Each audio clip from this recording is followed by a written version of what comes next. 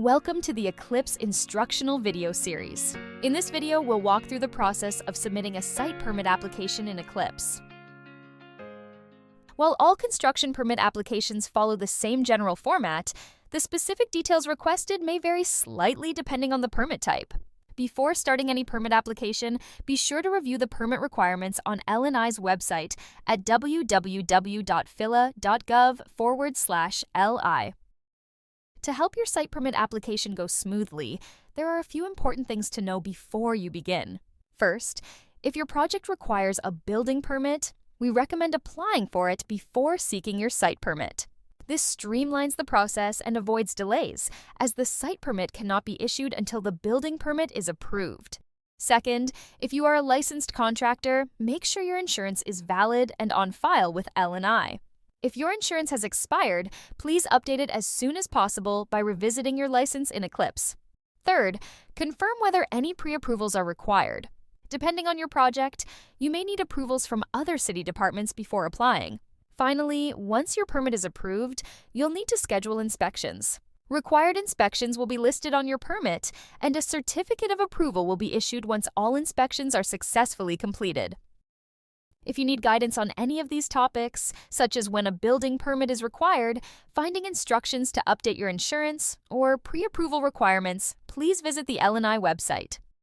Let's get started. Log into your Eclipse account by visiting the Eclipse website at eclipse.phila.gov. Enter the email address and password associated with your account.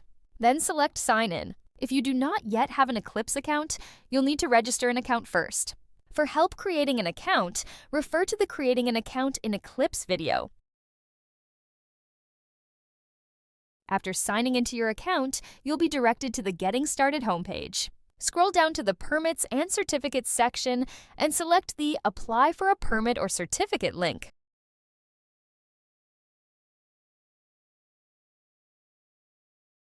The Apply for a Permit page will open showing a list of available permit types. If you need help determining which permit you should choose, please visit the website at phila.gov/li. To apply for a site permit, click the arrow to expand this section and view the available permit options. Read the descriptions carefully and select the work scope that matches your project. Then click the Apply button to begin your application. Depending on the type of site permit you have selected, additional scopes of work may be required. For example, site work with on-site utility services will provide an option to identify additional scopes of work. For this video, we'll choose the excavation option for this site permit. The permit application screen will now appear. Be sure to fill out all fields marked with a red asterisk, as these are required. Fields without an asterisk are optional and may not apply to your project. Let's begin completing the application information. Identify your relationship to this permit. Most applicants are either property owners or professional tradespersons, such as design professionals, contractors, or expediters. If you select professional tradesperson, an additional field will appear. From there, you can select the appropriate professional or trade license from the pull-down list. This list displays all licenses linked to your account that are eligible to serve as an applicant. If there are no professional or tradesperson options listed in the dropdown, then your account is not associated with a trade license. For more information on applicant types, select the Help icon. For this application, we will select Professional Tradesperson. The type of work will default to the specific work scope that you applied for. If you applied for the wrong type of work, you can select the correct work type from the pull-down list. Next, choose the occupancy type from the options provided. Select one family or two family only if the entire building is used for that purpose. Select Other for all remaining uses, including condominiums, multifamily residential buildings with 3 or more dwelling units, or any mixed-use building. If Other is selected, describe the occupancy in the space provided, along with a detailed description of the work to be done under this permit. This description helps the department quickly understand the scope of work. Next, identify the licensed design professional responsible for the project by using the search feature. Be sure to search for the name of the design professional, not the name of the design firm. If you can't find the correct design professional in the search field, select No. A new field will appear where you can enter the design professional's information. Please note, you must enter the design professional's name, company, address, email, and phone number within this field. For more information on when a design professional is required, click the Help icon. If there is a project associated with this address, use the search feature to find and select the project. If your project is phased, you should consider establishing a city-managed project to streamline reviews. For more information, click the Help icon or visit the website at www.phila.gov/li. Next, choose your review type. Remember that review times and fees vary depending on the review type selected. The accelerated review option is only applicable for select types of work. Click the Help icon to review the guide on review types. In our example, we will choose Standard Review. Next, search for the property. Use the search field to enter the property address, the building identification number, or the OPA account number. Then select the magnifying glass. Once you select the parcel address and click Select, the address will display in the table below.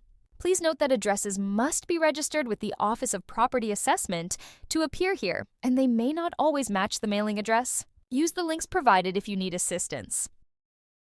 Depending on your application type and characteristics of the property, you may see multiple results, such as several buildings, parcels, or condominium units. Select the specific building, parcel, or unit from the list.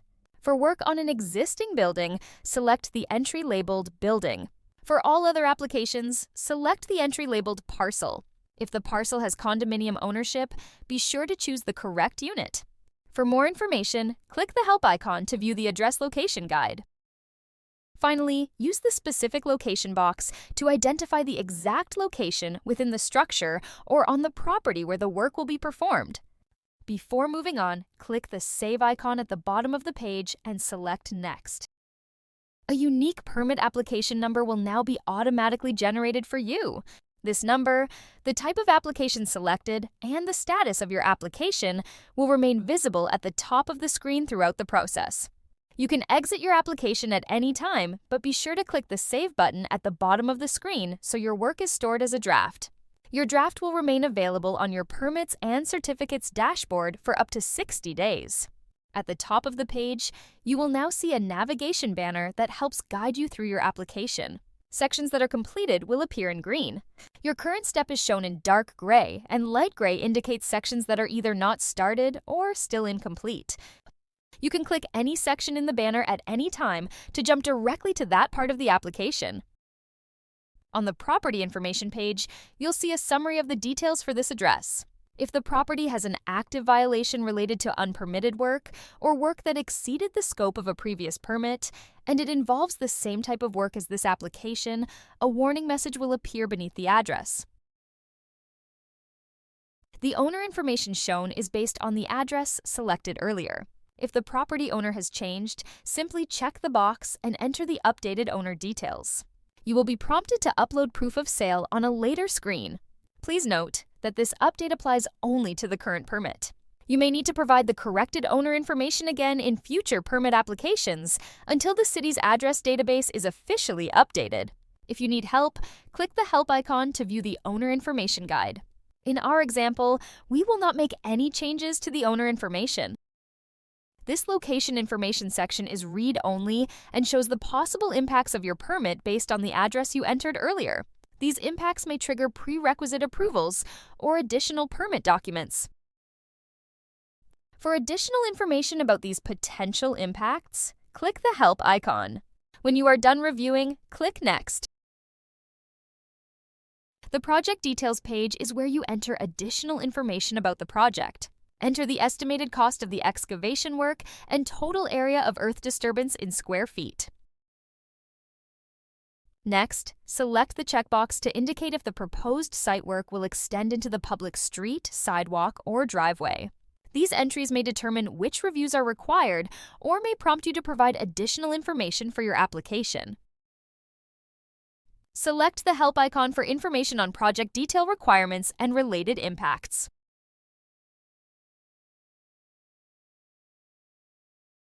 The requirement for special inspections is determined by the building code.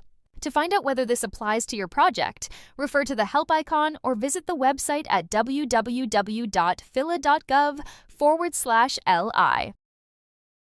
If you check this box, the Special Inspection section will appear. Clicking the Add Special Inspection button allows you to select the type of inspection and search for the assigned special inspection agency. Clicking OK will display the selected inspection and agency in the table. Repeat this process for each type of special inspection required for the permit. If you need to remove a special inspection, select the corresponding box and click the red trash icon. You will also be required to identify the licensed design professional in responsible charge for special inspections. Be sure to search for the name of the design professional and not the name of the design firm. If you can't find the correct design professional in the search, select No. A field will appear where you can enter the design professional's information. Please note, you must enter the design professional's name, company, address, email, and phone number in the field provided. In our example, no special inspections are required, so we will leave the box unchecked. If your project includes work that impacts an adjacent property, as described in any of the work listed, select Yes. An owner acknowledgement section will appear. You must provide certain project information to the owner or resident of the adjacent property impacted by your project. Each adjacent owner must sign the Acknowledgement of Receipt form to acknowledge that they have received the project information. Each affected neighbor must sign separate acknowledgement forms, and you will be prompted to upload them later in this application. Select the Yes button if all signatures were received, or the No button if you were unable to obtain all signatures. If you select No, you must upload proof of delivery for each affected owner. In this case, please note that no permit will be issued until at least 60 days after the application is submitted. Click the link to the help guide for more information on impacts on adjacent property. Click Next to proceed to the next page. Certain projects require other permits or approvals as a prerequisite, and these must be obtained before this permit can be issued. These are referred to as related permits. In some cases, you can submit the application without entering the related permit or approval number. However, this may delay or prevent the issuance of your permit. To reduce delays and avoid confusion, it is strongly recommended that you apply for all prerequisite approvals before submitting this permit application. For additional information on related permits, click the Help icon. Next, add a licensed contractor. To find your contractor, enter their name or license number and select them from the list. Searching by license number usually gives the most accurate results. For site work applications with an excavation work type, you must enter a licensed excavation contractor. If you don't know your contractor yet, you can continue with the application, but the permit cannot be issued until a contractor is identified. If someone other than the contractor is completing the application, the licensed contractor will need to verify the association before the permit can be issued. Once you add a contractor, they'll receive an email prompting them to log into their Eclipse account and confirm their association with this permit. The permit will not be issued until this verification is complete. If you can't find your contractor or need more help, select the Help icon for additional guidance. If you have subcontractors working under this permit, you'll need to list them here. Subcontractors who are operating under their own trade permits do not need to be included. Enter the subcontractor's name or license number and select them from the list. If you don't have that information yet, or if you need to make changes later, you can return to your permit in your Eclipse account and update it at any time. Click Next to continue. Here is where you will upload your documents. Check the left-hand column to see whether a document is required. Required documents are based on the proposed work and occupancy type selected earlier in your application. Some documents may include a sample form identified by a download icon. Click the icon to view and download these sample forms. If a required document is not uploaded, you will not be able to submit your application and will need to return to this page. Please note that optional documents may still be necessary depending on your project. For a complete list of permit application documents, visit phila.gov/li.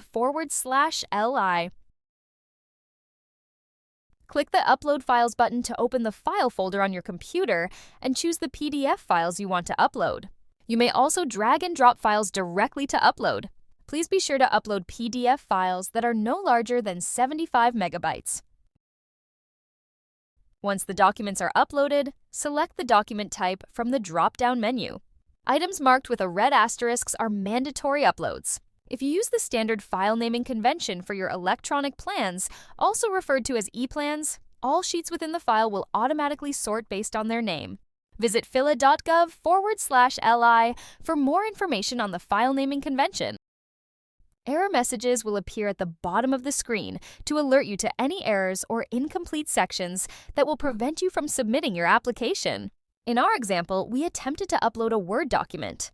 Since the system requires a PDF, we are prompted to upload the file again in the correct PDF format. Once the issues are corrected, click Next. On the Manage Permit Notifications page, you can adjust email notifications, add additional contacts, or invite co-applicants. The owner, applicant, and contractor associated with this permit will automatically receive email notifications. A valid email address is required to receive updates. Co-applicants have the same level of access to the application as the primary applicant. They can view the status, review and respond to comments, pay fees, submit amendments, and access all permit-related details, including plans and permit documents. To invite a co-applicant, select the Invite Co-applicant button and provide them with the association code. They can enter this code in their Eclipse account to associate with this permit. Please note that each code may only be used once. A permit contact may receive courtesy emails only for major permit milestones, such as when reviews are completed, when the permit is issued, or when inspections are completed. Permit contacts cannot view or edit the permit information, submit responses to comments, or pay fees. To add a permit contact, click the plus sign and complete the information in the pop-up window. To modify an existing contact, select the edit icon and make your changes. If you need to update contacts after the application has been submitted, you can do so from your permit dashboard. For additional information, select the Help icons. Click Next to continue. You must complete all previous steps and correct any error messages before you can proceed to the legal declaration page. Read the text carefully, check the box to confirm, and then select Next. This will bring you to the Submit Application page. This page shows only the application fee. You will pay the remaining balance when the permit is approved. Select the Pay and Submit button to pay for and submit this application. You will then be transferred to the Payment Gateway. Follow the on-screen instructions to complete your payment. Electronic check, credit card, and debit card are all accepted forms of payment. Please note that surcharges may apply based on the payment type, and rates are subject to change. If you receive error messages or encounter challenges while paying for your application, review the Submit Application Guide. Once your payment is complete, click the Continue button to return to Eclipse. The permit confirmation screen shows when your application has been successfully submitted. But remember, you don't have your permit yet. Your application will now be reviewed by L&I staff. If any required information is missing or incomplete, you'll be notified in the Actions Required section of your Permits and Certificates dashboard. To view the permit details and status for this application, go to your Permit and Certificates dashboard and click on the applicable application. Your permit application activities will show the details of your application.